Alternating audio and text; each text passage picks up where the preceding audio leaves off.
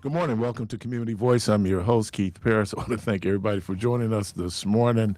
And again, I didn't do it yesterday, but Ramadan Mubarak for all my Muslim brothers and sisters right now who are doing the holy fast of Ramadan. And tomorrow, we'll have with us student minister William Muhammad. Muhammad's box number 3. We'll just get caught up, and I can give you in advance what tomorrow's book is going to be, Message to the Black Man by the Honorable Elijah Muhammad. And I'll talk to him. I know they just had Savior's Day, or they're going to have Savior's Day. And so we'll talk and we always talk about Savior's Day and the fact they do Savior's Day during Black History Month. All right, let me do let me do the book. Excuse me, the book of the day. Soul on Ice by Eldridge Cleaver. Soul on Ice is a collection of essays that catapulted Eldridge Cleaver into national prominence during the height of the civil rights and Black Power movements. The book blends autobiography, political theory, social critique, and raw personal confession. Cleaver, who later became Minister of Information for the Black Panther Party, wrote many of his essays while he was in prison. The work reflects his intellectual transformation from street criminal to revolutionary thinker. Some of the major themes in the book is race and white supremacy. White supremacy. Cleaver delivers a searing indictment of systemic racism in America.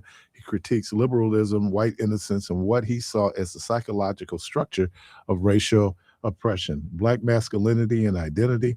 He explores the impact of racism on Black male identity, sometimes provocatively and controversially, arguing that America distorted Black manhood. And he has a thing in here. And I remember reading this whole idea that he caught a charge for marijuana. That's how he ended up in prison as a teenager. And then he caught another charge for rape, and he said that it was revolutionary. He was a different brother. Cleaver moved from personal rage to political ideology, advocating militant resistance and Black self-determination. And again, as I mentioned too, one of the most controversial aspects of the book is Cleaver's frank and disturbing reflections on sexual violence and misogyny.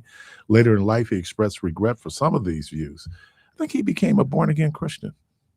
He did. And then he supported George Bush. All right. These sections make the book both historically important and morally complex. And so it was published in 1968. It was become an immediate bestseller. I do remember seeing a copy of it. I don't know if I read it when I was at Parkland, but I know it was there at Parkland. Gave mainstream America an unfiltered look into radical Black political thought, positioned Cleaver as a leading revolutionary voice in the late 60s. And why does it still matter? This book is still important, is that it captures the anger of the 1960s urban Black experience, the psychological toll of racism, and the transformation of personal rage into political ideology.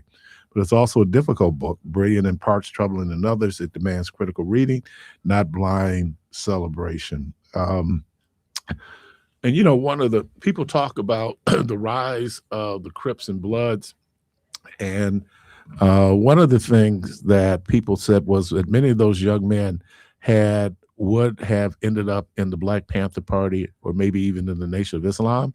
But things happened. And certainly after the shootout at UCLA between U.S., Ron Karenga's group, and the Black Panther Party. And part of that was COINTELPRO. There was a letter written back and forth, were letters going back and forth that were provocative. And before they knew it, they found themselves in a situation where they're going after each other. And part of that was done by the FBI, COINTELPRO.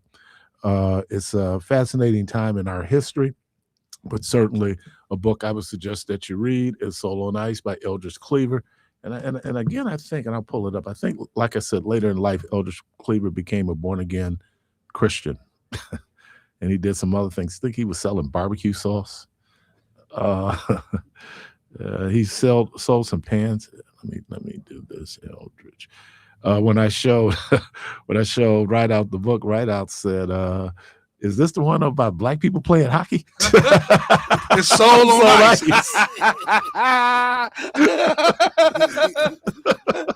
like Soul Brother. Right Yeah, on. right on. This is not about ice hockey, y'all. It could be.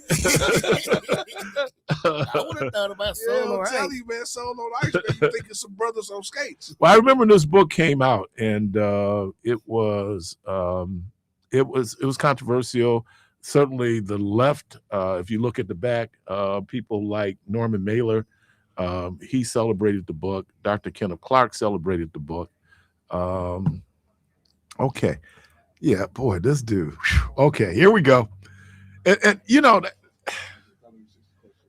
the brothers who started off as revolutionaries, who later became players. Wow. I don't know how to feel about that. All right. So Eldridge Cleaver, former Black Panther, Minister of Information, author of the book Soul on Ice, underwent a dramatic transformation upon returning to the USA. That's right, because him and Kwame Ture, Stokely Carmichael got out of America because it was hot. So I think they ended up in Algeria. I know he ended up in Algeria, becoming a born-again Christian, conservative Republican, anti-communist. He denounced his radical past, supported Ronald Reagan, and briefly embraced Mormonism. There's no whiter religion on the planet than Mormonism, okay? Before later battling drug addiction. And same thing with Huey P. Newton. Huey P. Newton, man, he was so strung out. They said that back in the day, Huey P. Newton would go to crack houses and say, I'm Huey P. Newton, give it up. And then he ran up against a young brother who had no sense of history and got killed dead right there on the street. How when you look at the lives, and I don't know how much of this was just during that time, that it has such a dramatic impact on the lives of people. There's an alumnus of American Baptist College, a school I attended my freshman year, named James Bevells. James Bevells was a lieutenant of Dr. King. He was one of the people who did the Freedom Rides. His then wife, Diane Nash, became his wife, Diane Nash. She had organized the Freedom Rides where they were taking buses, trying to integrate the interstate bus system. And how violent that became. Everybody knows what happens. I think it was Anniston, Alabama, where they firebombed the bus and attacked the folks. But James Bevells ended up going to prison for molesting his daughters. And I remember on campus, I used to see this guy. He had on the high clerical collar, black suit. He had on spats. And he just walk around talking about themselves and talking to himself. And he would say, they killed Jesus. They killed Jesus. They killed Jesus. Because he was there when Dr. King was assassinated. And he had really just had a mental breakdown. So the toll that civil rights took on folks, and certainly the Black Power movement, and then see the transformation that people had going from very radical to like Eldridge Cleaver, who became a born-again Christian and then embraced Mormonism. Woo. Wow. Carla, welcome to the program.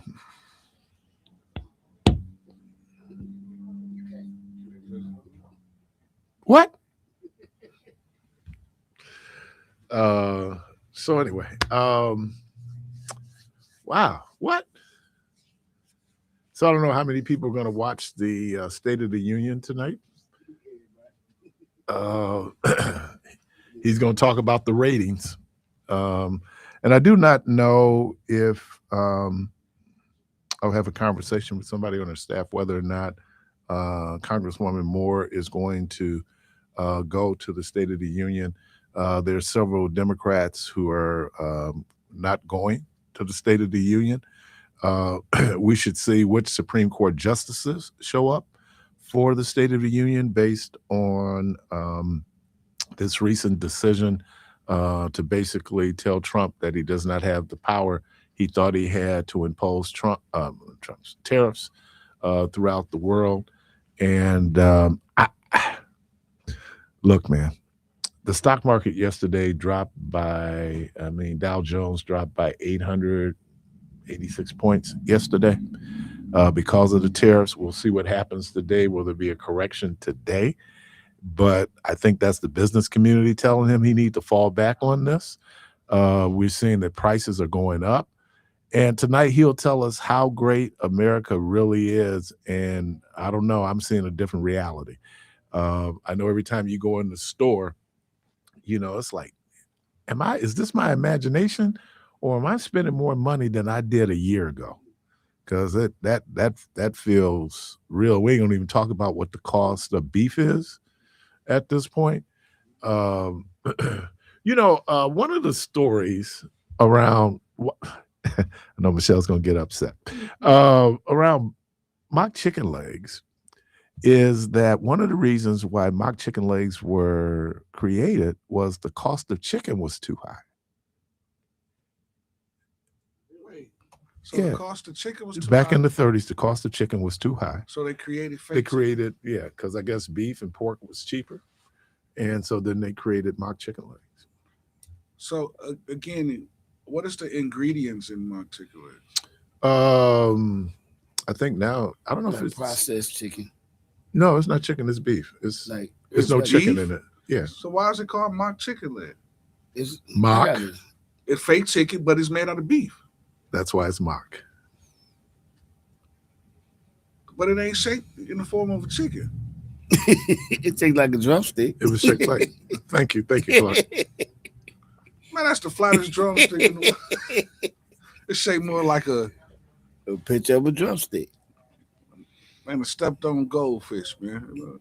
Okay. Well, that's a little bit of the history behind it. Wow. Know your story. Yeah, Know your I didn't know that was history. mock. Yeah, well, anything with mock that's fake anyway. So Let me shout out the U.S. women's hockey team. yeah, They are just too busy to be able to appear. I just read that too. They're too busy to accept an invitation from Mr. Trump. We were laughing because we were talking about Soul on Ice. Can anyone, 414-444-5250, 414-444-5250, can anyone tell me of the greatest South Asian Indian hockey player? Yeah, give me some crickets. Yeah, hold on. I don't think there is. So one. what the was Cash Patel? First of all, it cost $75,000 to fly him over there. And they said originally Trump was supposed to go to that game. Now, I just saw that Trump posted an AI video of him playing hockey with the U.S. team, scoring goals and beating up the Canada players. He just posted an AI video of him doing this, beating up the Canada hockey players. We have 2 years, oh my God, man. 10 months. Oh man, foolishness.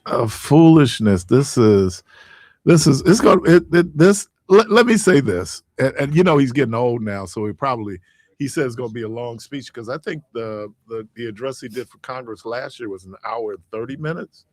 He's talking about doing this for 2 hours. I don't know, some of his rallies now he just drones on.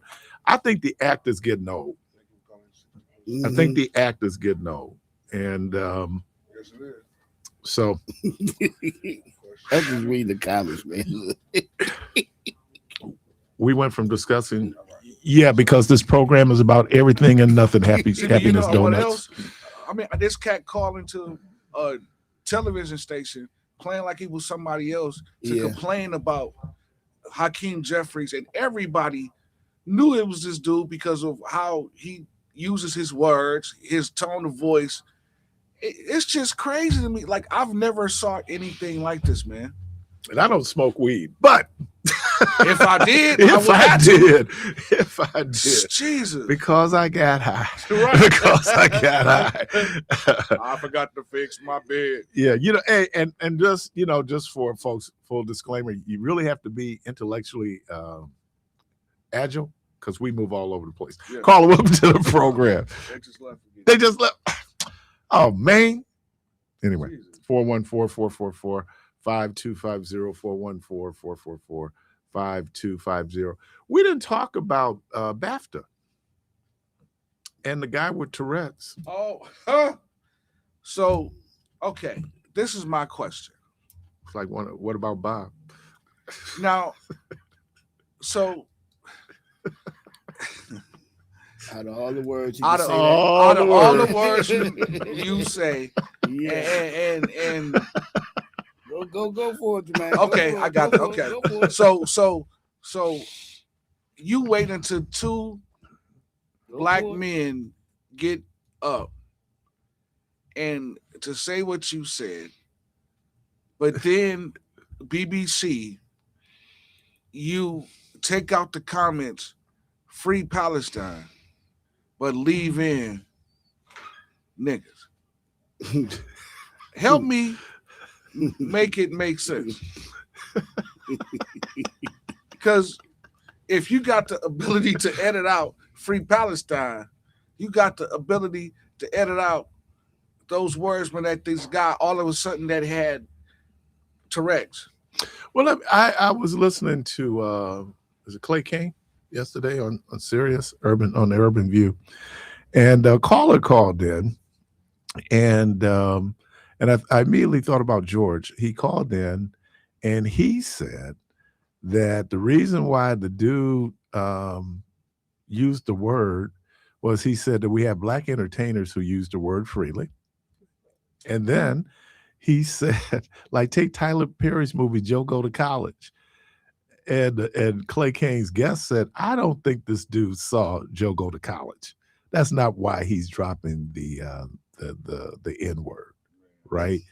But there was a brother, and this brother stayed on his square, man. He wasn't gonna move. He really believes that white people call us or use the N-word because we use the N-word. Yeah, but I don't agree with that. It wasn't like we invented the N-word. Now, there have been some who, in the argument, we go back and forth about language usage, where some people are arguing, well, if y'all can call yourself the N-word, then how come we can't? And then I was listening a little bit to Karen Hunter last night, and she pointed something out too. What people say in group is different than what people say or people outside. I think Michelle talked about that. There's certain things that I'm sure that Jewish people say and is derogatory and negative towards Jews that they say privately about Jews, but that doesn't give me then the right to be able then to use that word and use that word freely. God, okay, I got to get it. And I know that it sets off controversy because then people are, when they look at and look, let's not put this on hip hop. We want to put this on hip hop, how rappers just use the N-word. We were talking a week ago about Sanford and Son. And that word was used in Sanford and Son, because there's a joke I remember. They had to go down to court. And Fred made the comment when he walked in, he said, y'all got enough niggas in here to make a Tarzan movie. So and if you watch blaxploitation movies, whew, everybody used that word. White people use the word, black people use the word. So I don't know if it was Tourette's that you remember I know Clark, I don't know if you what about Bob? You never saw the movie What About Bob? I can't think. I probably have. I got to think. With Bill Murray, and he said he has Tourette's. Yeah. So, that's what I immediately thought about. Like, well, caller, welcome to the program. Yeah. Well, I forgot about that. You had to remind me. Caller, welcome to the program. All right, to all this bros, how y'all doing? Everyone's doing. Everybody left We out. do a whole lot better if you take us off speaker. Okay, I can do that, bro. I had to wait so long. Sometime I have to keep it on and see if I'm getting picked up. Oh, okay. Yeah. All right. So now I hear other people have a speaker on to make sure they heard. All right. What I wanted to get on to was about the black word being used against. I put it like this: anybody can say it. Anybody can say it. If you heard it, you can say it. Say it with your chest. Say it out loud. but take the repercussions that come. Now, with that taking away the history, if you take away the history so people can know about history, you'll know where that word comes from and how it is used and what it was used and how it was misrepresented. When it was used as nigga, it was as a certain group of royalty people. But then also coming across the waters, you have different languages and different how they say that when you translate a language to another language. Well, anyway, that is done. But when you since you're taking away the history and then how people are using that word, cool. Erase that. Let anybody say it and see what happens. Because it was since you want to take away the history and how it's used and what you're doing wrong. But hey, anybody can say anything they want. Be free to do that. Just know there's repercussions. And I'm gonna say it like this: anybody outside my culture or color said, "I'm whooping you." And that's a drop the mic moment, huh? Now, I do believe that there is a difference between the ER and the A because from what I was told from somebody that came from Africa, they were saying that the word "my nigga" is a reference to king. It's calling you king, and that's how they addressed each other over there. Who is it? Michael Blackson? Who's the? Yeah, my nigga. Yeah, And to hear him use the word with the accent is well, I don't know how to describe it, but yeah, and I think that I don't know. I'm trying to think of the word that that they used in South Africa to describe black people that was the equivalent of the N word. And but again, these are Europeans who have, for whatever reasons, because and again, and I think we need to understand, and this is a fact that race is a construct. We need to have that conversation. Do it certainly during Black History Month. Race is a construct. Race was created primarily to support enslavement and colonization. Because prior to that, it was where you were from. Okay. And other than Niger or Niger, nice. Yeah. and I'm trying to think who was the dude who was saying, folks, you can't use that word. He said, what word? He said Niger. No, that's politically incorrect. I was like, that's the name of a country, dude. All right, let me call him. Call him up to the program. Good morning. Yeah. Good morning. How you doing? I'm good. You know what? Y'all just touched on what I want to comment, but nigger was a country in Africa thousands of years ago. So Niger. that word, they didn't create that. Right.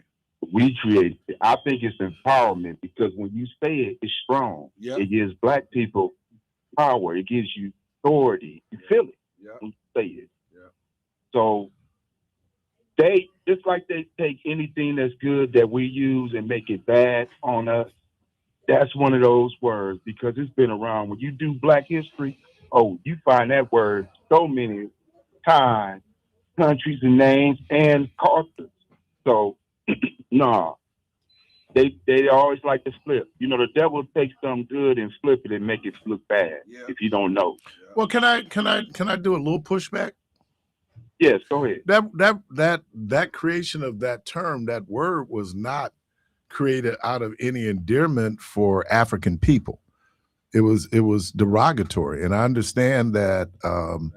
What's the word? We've gone in and we co-opted, and it has certain meanings, like all words, right? All words have certain meanings. Like if you take the word fag, where fag in England is a cigarette, right? Or the word gay. That word really means happy. You know, because Yeah. the And gay Flintstones people, use that. right? And gay people did that to say that, you know, that there is nothing sad about their sexual orientation, because for many, many years they were made to feel badly, and still is. I wish homophobia was gone, but it's still here. And so it's the same thing. So black folks took like and I got to see if I have the book now. Dick Gregory, his autobiography, his autobiography was called Nigger. One of the Yeah. funniest books I've ever read in my whole life. You know, and then there was a move where they were teaching Tom Sawyer and Huck Finn, and they wanted to remove the word nigger out of the literature. You know, I mean, it's what people said is what, and so I think it's context. And like I said, like words, we give words power, we give words meaning, you know, so it really depends on, you know, how you're using the word. I don't think I've been referred. I think one time I was referred to by a white person as a nigger, and I was in West Bend, and going into this restaurant, and this little boy was talking to his brother, and he said to his brother, "I've seen the biggest nigger I've ever seen in my whole life." I'm standing there like, dude, you know I'm in earshot, right? you know, I can hear you, right? And his brother's trying to tell him, shh, shh, shh, shh. So it's how. And then what I find amazing is you can go up north where they've never seen a black person in person, and they'll use the word. They know that word Clearly. Yeah. So I'm just saying, I guess it's how you use it. But then when people will come out and the brother's trying to say it's because rappers use the word, there's a whole lot of white people ain't never heard rap that use the word. Yeah, but No, they that's don't a lie. understand. They don't understand that there's a difference between nigga and nigger. Spell it. Nigga, Spell it. Nigger. Spell it. Can I say something, fella? Yes, sir. Listen, okay. If I was the first, right, and I created what I created, it gets passed down. And as it gets passed down, things get taken out, things get added by people, whoever. The whole thing, if you really look at it, they're trying to be us. And anything we feel or empowerment, pronounce it, but then guess what? Turn on TV, they're using it. Everything they tell you don't do, but they're doing it. So the whole, like I said, they ain't created. They don't have a history in humans. They don't have a history. Where they come from? Think about it. Do your research. Every race can say, "Well, we came from here. We came from this, and this is how we." The white man, do your research. Where did he really come from? Nobody really answered that question. They do their research and speak everybody else race and culture. What about y'all? Where the hell y'all come from?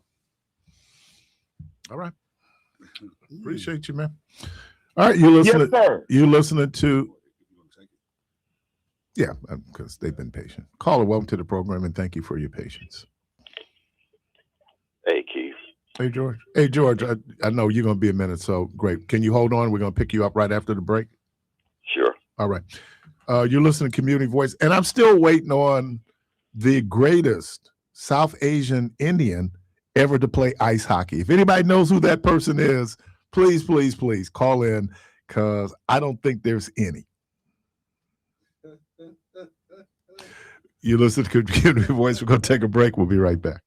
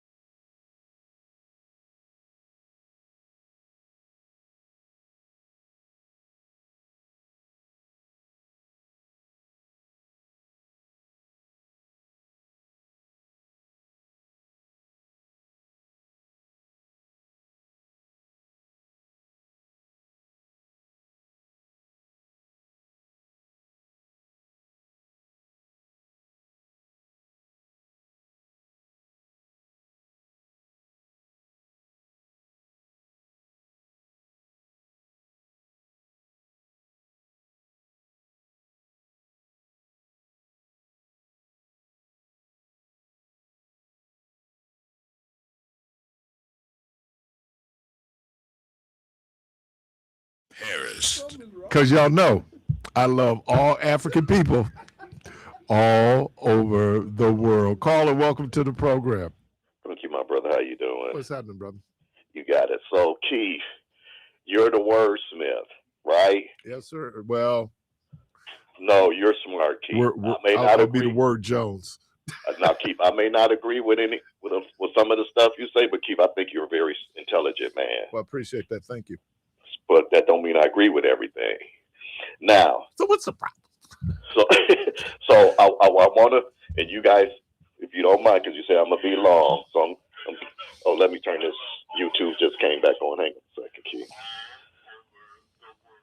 Okay, so let's do a thing for me, because I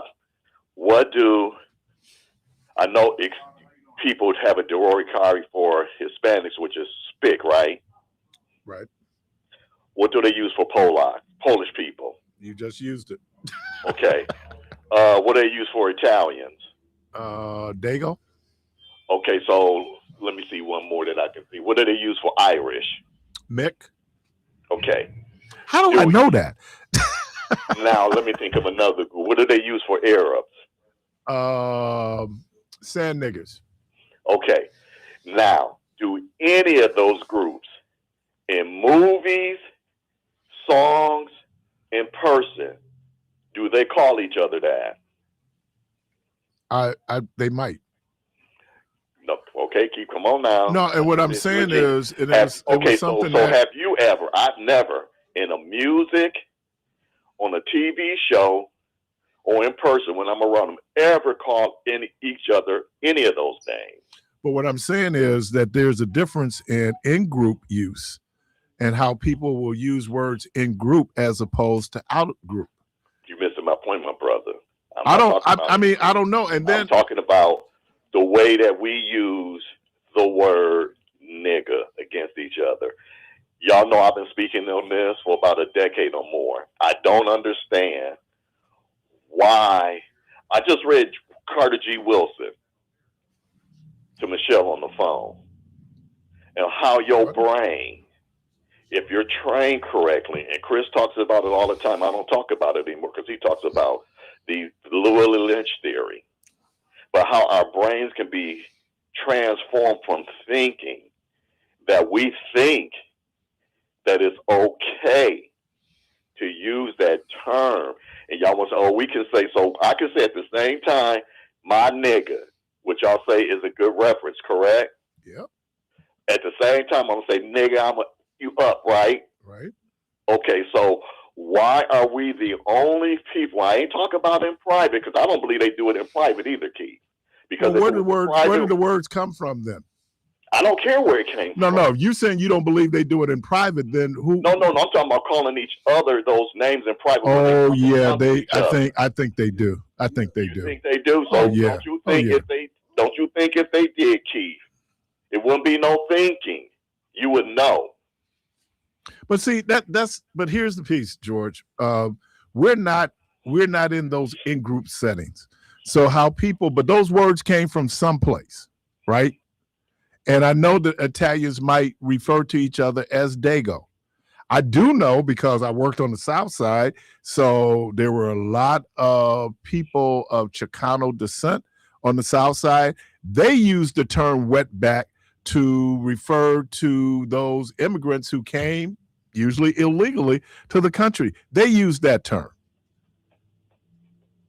So I'm just saying that what people do. I guess I'm never going to. And that's why I said, but you brought my name up because I said I wasn't even going to talk about it. No. I'm just saying that and that's not hearing me. And I just think that personally, Keith, is that until we get in our mind, it's just, to me, it's like smoking. Let's try and go a day without saying it, then 2 days without saying it, and see what kind of effect it may change where I don't see my brother like that. I don't see my sister like that, because at the end of the day, Keith, I don't care what anybody say. It's derogatory.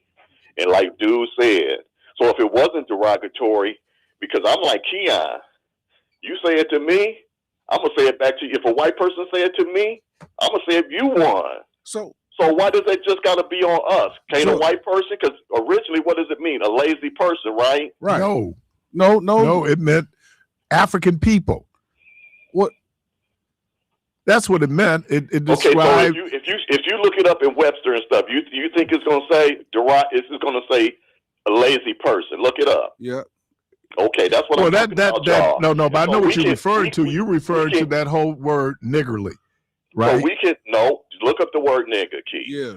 I'm telling you, but the etymology of that word was it came from because it was when the Spanish brought Africans here to the Western Hemisphere. It started off as negro, which means black in Spanish. Why negro? Because what is negro? It means black. Negro is a color, black, right? It means black in Spanish. Okay. But some kind of way, and here goes the thing. Like I was telling Michelle earlier today, and I know you watch a lot of this stuff about the races and stuff. Everybody that came to this country at one time, whether it's Italians, Polak, Irish, they all got the same treatment, right? Well, pretty much. Until they what? United against what? Us. Now I can be proud that I'm an Irish American. I can be proud that I'm a Polish American. I can be proud if I'm a German American. I can be proud if I'm an African American. You should be. Okay. But I'm saying not in their eyes. Okay, but it doesn't matter. And so it doesn't matter how they view me. It's more important how I view myself. So I guess my argument is that why the pushback when I'm just trying to say, brothers and sisters, let's stop using that. And I don't understand. Well, no, we can do this, we can do that. Why? I'm just saying, why? Why can't we give it up? That's all I'm saying, Keith. Let's have some pride about ourselves. I don't care. Don't use the word against each other, period. So, don't say it to each other, period. So question, George. Question. If they want to use it against us and they want to suffer the consequences behind it, let them get it. Wait, but question. As a black people, let's just stop making excuses why we can still use it against each other, why we can use that word in our language against each other. And George, question. Can I ask you a question? Because you're using a word that I'm just trying to figure out. Against? I mean, I don't know how black people use the word against each other. I just told you, Keith. I hear it on my block here. I don't know. Are they using it against each other, or is it just part of a pattern of speech? They guns and shoot each other, or when they're in an argument on my block and they about to start fighting each other, that's the first word that come out their mouth. Because that's part of their language. That's part of their language, George. Hey, y'all have a blessed day. I give up. Yeah. I mean, George. First of all, if I'm having a conversation and that's my language of how I talk, just because somebody else took that and turned it into a negative situation, that don't mean I got to adapt to what they call it to be. This is how I talk. This is my language, and this is how I communicate with my people. So my people understand me saying, "What's up, my NIGGA or NICCA?"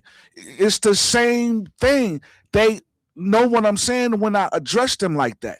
But how often do we use it to devalue? Now, I was listening to a brother yesterday, and he was saying, well, if you don't value yourself, and another person who doesn't have value of self uses the word, it's because you might devalue yourself.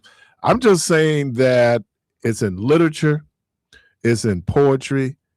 I know the last poets have a poem called "Niggas." Okay, do they not use the word because they're making a greater point? And I don't know if I get mad at you, that ain't the word that's coming out my mouth to express my anger towards you. There's another word I'm going to use, right? And so I don't know, and maybe there's people who do that. You know, they sling it as a weapon. I just think that it's been part of the language since we've been here. You know, the word is not going anywhere, you know, and so then I think it's the context of the use of the word. It is the intent of the use of the word that becomes important, right? Because there's certain words. There's the C word that you don't call white women, Right. You don't use the They C hate that word. Yeah. So when you see guys embracing each other, they say, "What's up, my?" and they embrace, and it's not like they in the stance to fight. That word is an embracement, like I'm embracing my brother. And look, I got folks out there. George represents a sentiment of a whole lot of descendants of enslaved African people.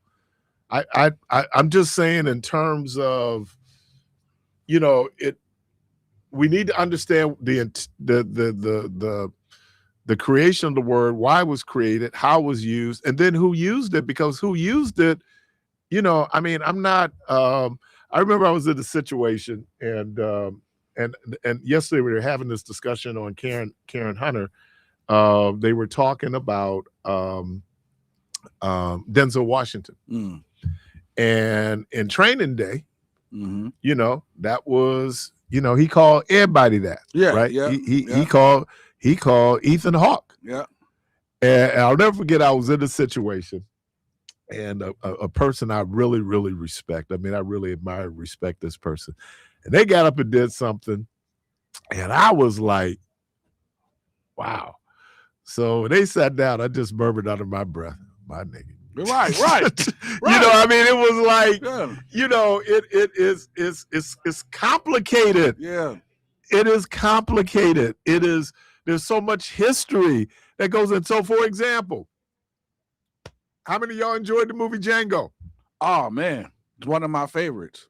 I think Django set a record for the usage of the word.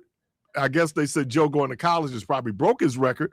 But would Django be as powerful of a movie if that word was removed from the movie?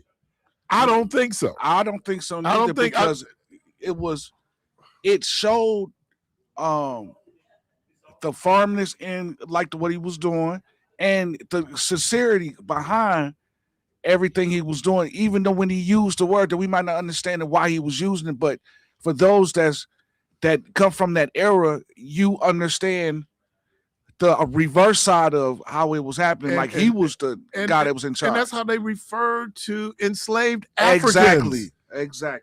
If they referred to you by your name, and then of course it was Stephen who took it to a whole different level. Right.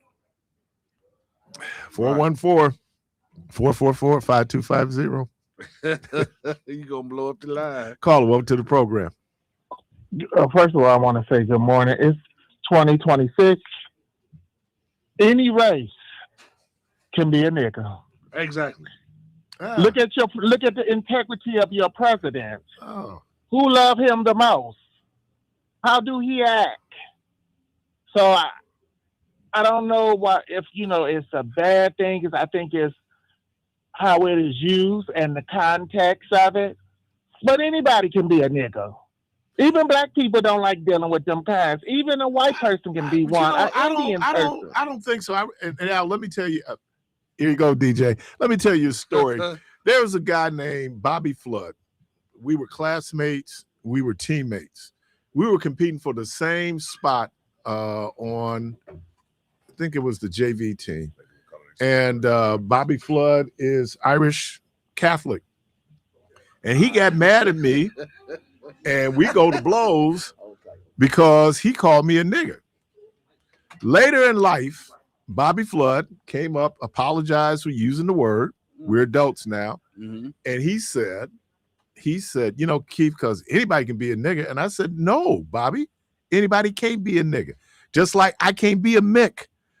Yeah. You know what I'm saying? And how you used it based on the racist intent, because that's what you were reacting to. And if I would have called you Shanty Mick, you would have been offended, because that word Mick, referring to Irish folks, is a derogatory term. So no, I don't. White folks can't be niggas. I'm sorry. No, yes they can. No, yes, I don't think, because that word wasn't invented for white folks. Well, see, it wasn't invented for them, but now today you can reinvent it and use a loophole and put it on them, because you have that free will and that choice. So if white folks can be niggas, then can they use the word nigga?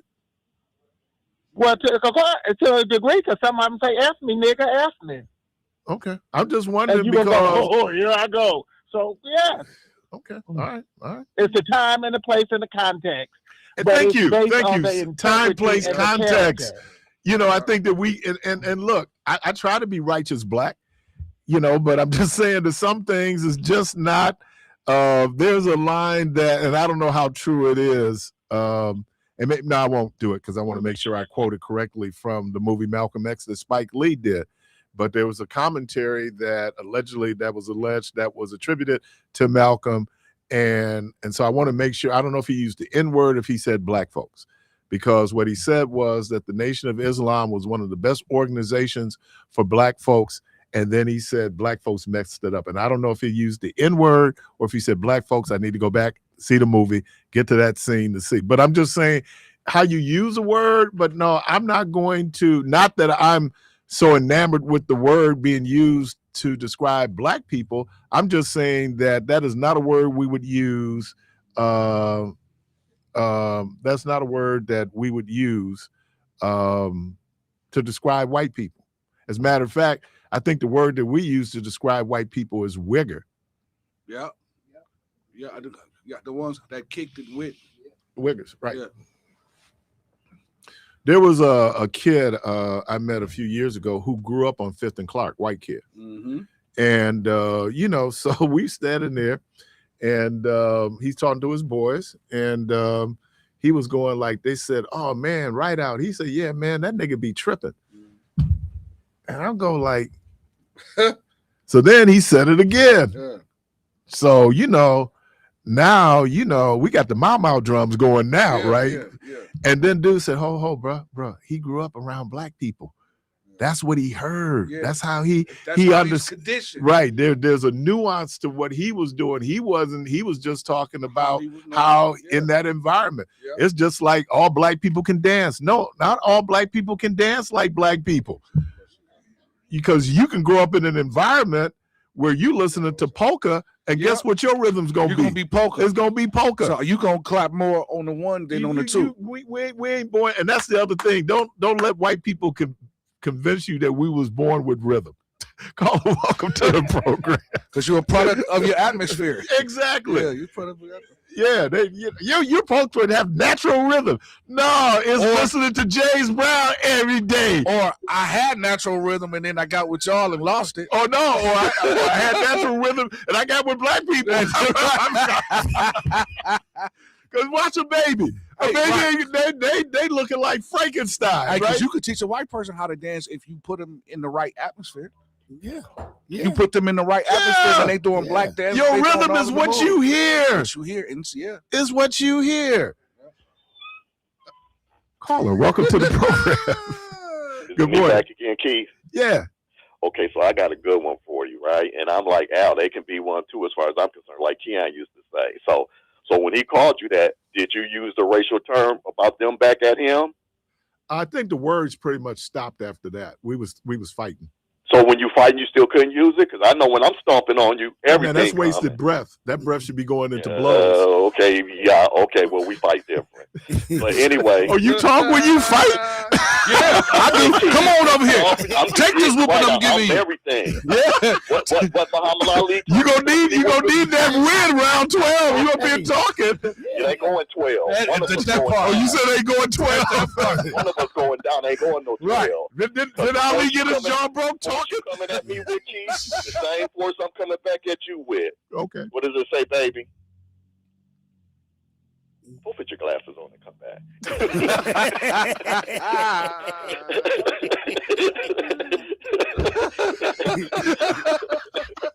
I'm just playing with her. Yeah, I know black people like to talk. You sound like it's like your mama whooping you. Yeah. And she talking while you whooping you. That's what she ain't running out of breath. She but you still getting them licks, ain't you?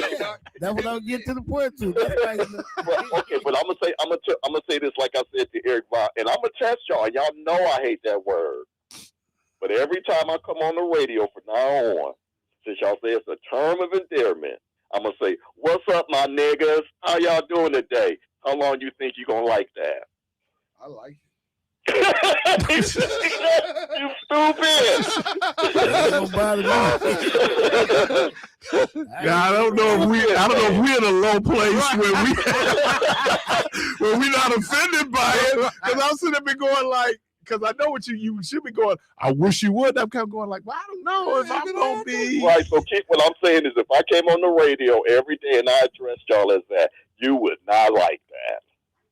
Like, what up, But not every day. That's what I'm saying. Well, no, we no, shouldn't no. use it at all. No, wait, because truthfully, even at church, when I see some of my friends at church, man, what's up, man?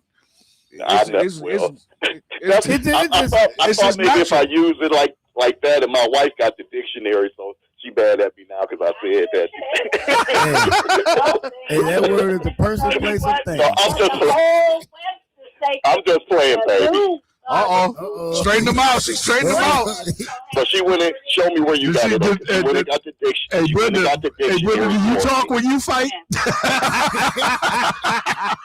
Oh yeah, man. Oh yeah.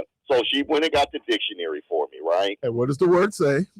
A Negro member of any dark-skinned people, an offensive term used to degoricate somebody, I think. So you got to look at what you say. Though you don't say "What's up, my Nigger." You don't say No. But I'm saying you got to look at how we use it. Yeah. We say, Y'all brainwashed. We say no. It ain't brainwashed, bro. Y'all listen to Reverend Al, right? No, bro. Hold on. Wait, George. Reverend Listen. Al feels the same way as I do. If you listen to Reverend Al, he'll be backing me up 100%. I get it. Y'all can keep on if you want to. I get it. I'm just trying to say, and I believe in my heart right out, until we stop that and we see ourselves different from that, and because people were offended when they saw Joe, right? Why was they offended? Because he was saying the word over and over. Joe who? The movie, Tyler Perry. But he was saying ER. He wasn't saying the A, bro. It don't matter. It do matter because I have a friend from Africa. I just thought I said if I did that. Wait a minute. Hold on. Listen. Hold on. Okay. A Negro from Africa better not call me. I wish a Negro would. But that's what he said. That just means my king. That means king. All right, y'all. Bless y'all, man. So it means king. It means king in Africa. There's a difference between the ER and you said my nigga. There's a difference, man. Let me. All right. Let's do this. Take a break. We got to call her. We got to call her. Okay. Tell them to hold on. Okay. Well, you just told him. Oh.